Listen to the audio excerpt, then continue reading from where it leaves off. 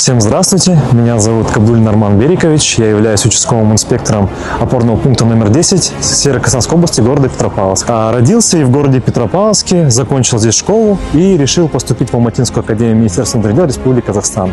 В органах внутренних дел я 13 лет, в должности участкового инспектора 9 лет. Работа участкового инспектора – это не только форменное мундирование и удостоверение. В первую очередь, это доверие граждан.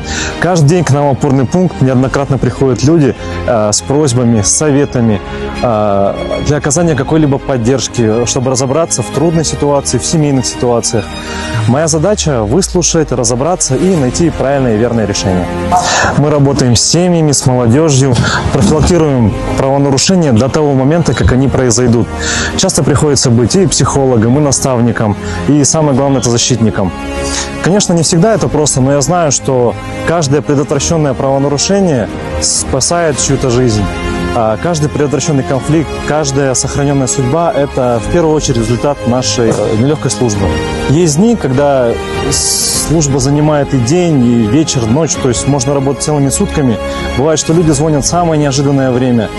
Тем не менее, мы обязаны оказать им посильную помощь и понимаю, что в этом и есть моя миссия, моя задача – быть рядом тогда, когда они в этом нуждаются. Я горжусь тем, что являюсь частью нашей полиции.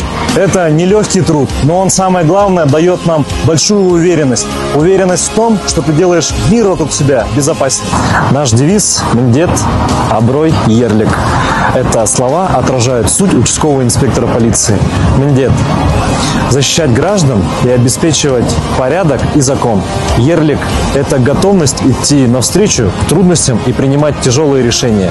Аброй – это уважение и доверие людей, которые зарабатывают только честной и добросовестной службой.